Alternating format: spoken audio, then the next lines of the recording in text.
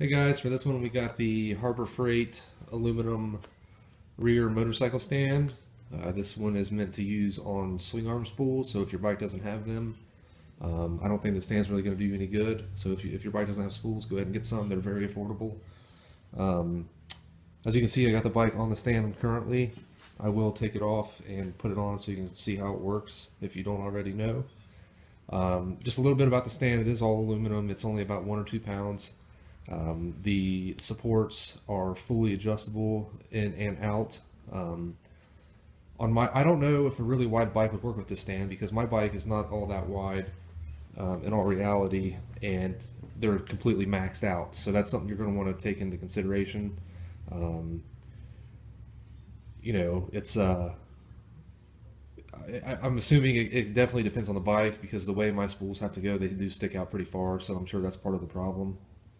But it does work, just maxed out all the way.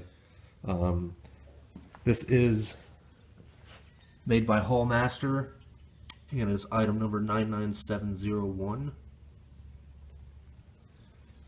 It's got a big beefy handle. It seems really solid. Like I said, it's lightweight. The wheels are soft rubber. They move around and roll very well, very smoothly. Definitely am digging that.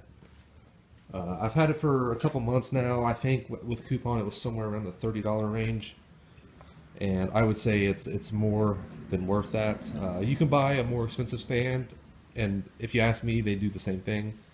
It puts your bike up on a stand and gets your rear wheel moving for maintenance on the chain, cleaning the wheel, putting on wheel stripes, anything like that. It's kind of a necessity if you have a sport bike. So without further ado, let's go ahead and get this off of here. It's actually harder to get off the stand than it is to get off the stand by yourself. So I'm going to try to prop the phone up here and see if I can show you what I do is I basically just kind of hold the bike right here and just kind of lift up on it very cautiously. There we go. And I keep my kickstand down, so there it goes. So it's not too hard. It is a little scary if it's your first time. It's still a little bit scary, really, because you do not want to drive your bike doing something dumb like this.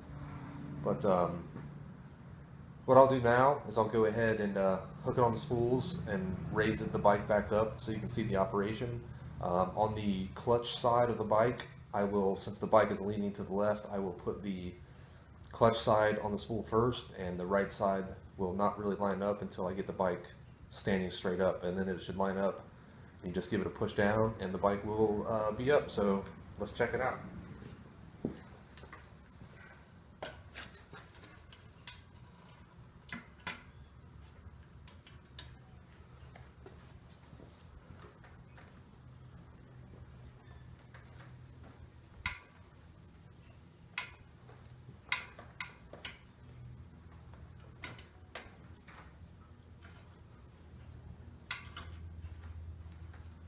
Okay, it's a little, mine's maxed out all the way, but once you get them lined up, you just press down on this handle.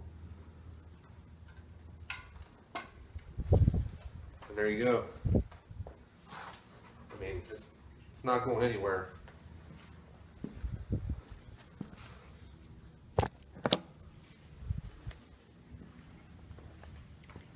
And like I said before, this is definitely pretty much a necessity for any sport bike, any bike that can take spools. I definitely suggest it. My other stand has kind of like little pads almost that just the swing arm rests on, and that one I don't feel comfortable doing by myself.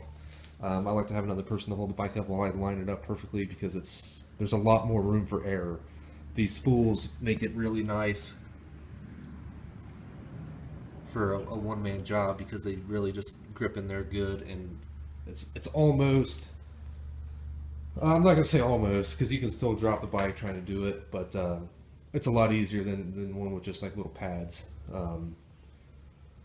But there you have it, guys. The Harbor Freight aluminum swing arm stand. Highly recommend. Can't have nothing but good things to say about it, really, other than you may want to be cautious of the width of your bike, because like I said, mine is maxed out. But it works for me, so it's perfect. I love it. Highly recommend. And thank you for watching. Take it easy.